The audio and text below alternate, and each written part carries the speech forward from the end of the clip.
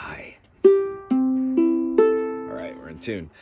What I was trying to explain to you is something that we've been going over. We're going to be moving into doing a little bit more sight reading and being able to figure out what the notes on this are on a piece of paper. This will translate also into a guitar as well, and a piano, and a clarinet, and a trombone, or a harp if you wanted to. Or you'll just have the basic way of being able to see music in a different way, which is what this is all about. So when we've got C, D, E, F, G, or C, D, E, F, G, we know that we've got 5 notes in a 7-note scale, because we have do, re, mi, fa, sol, la, ti, do. That T, you know, is the diminished. It's going to be the 7th tone in a major scale.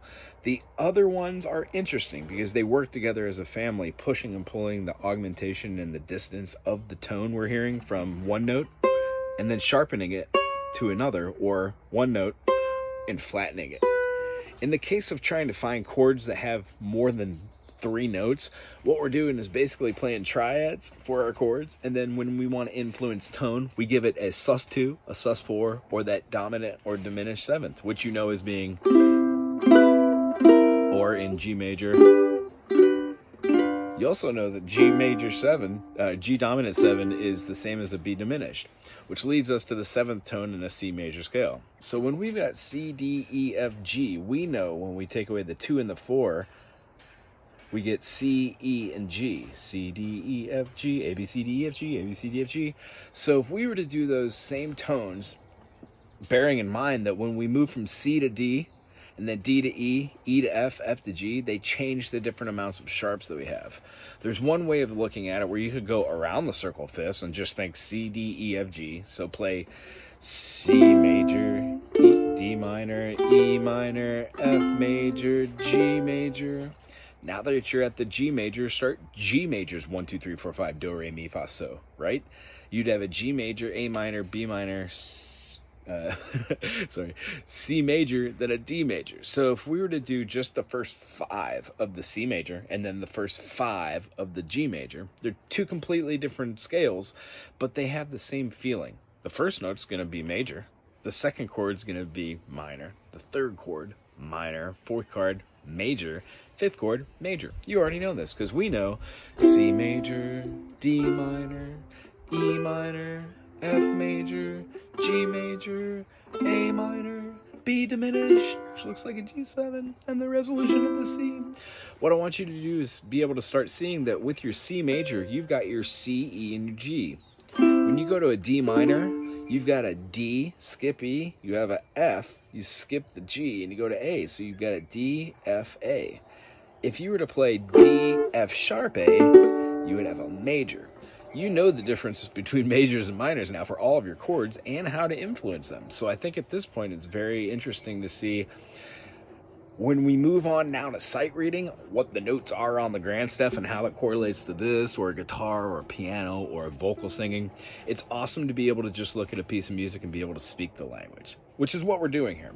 At this point, we're going to be able to take all these different songs that you like to have more interesting, let's say, articulated tempo beats, more like a and try to apply those rhythmic values to the right hand, like a.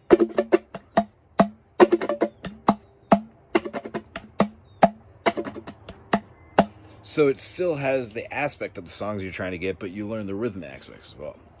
I just think it's great that you're taking such a liking to the music aspect of this with the notes. So we're going to continue upon that. C, E, and G is going to be a major. D, F, and A is going to be a minor. E, G, and B. Here's a B. Here's a G. There's the E. That's the minor. So what I want you to do is get more familiar with your chords. Your F major, you know by playing F major both ways that you can scoot it up in bar, which is an F sharp major.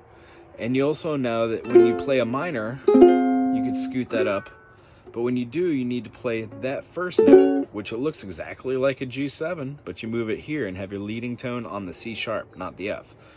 B diminished, or G major, has a B, F, D. To make the other, you just go down and hold the F sharp, C sharp, and the A. Put your pinky up here. We've already gone over this. That's the F sharp minor. So what happens is you can see these as being relative to saying C, D, E, F, G.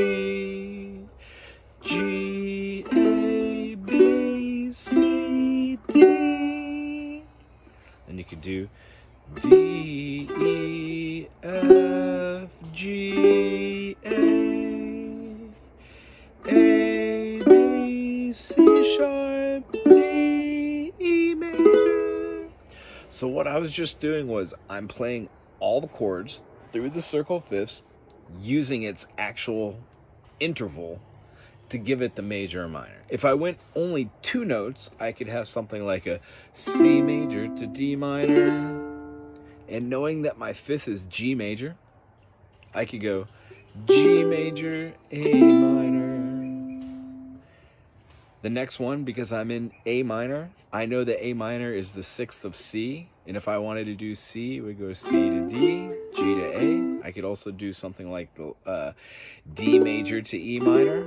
I could do F major, right, to G sharp minor.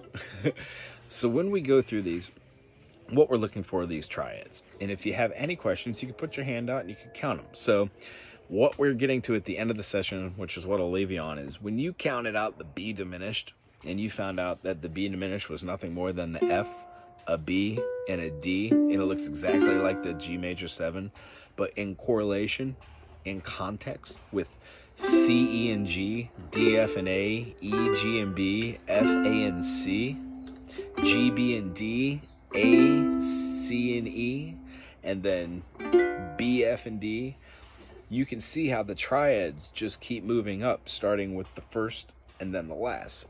C, the next one has D, the next one has E. So that's the tone, the first tone. And then when you move up your third, in the first one, C, D, E would be the first third. Well, in D, E, F, for a major, you know it would be F sharp. What I'd like you to do is see the difference between a minor and a major so we can start applying those when we start reading this music. We'll go over a little bit more on the grand staff here, and we're going to be pulling a couple more things out of the book. But I do want to have a song influenced. So to start on our right-hand finger style, we're going to be trying something from a composer named Bach. It's going to be a minuet. I'm looking forward to seeing you next week. Aloha.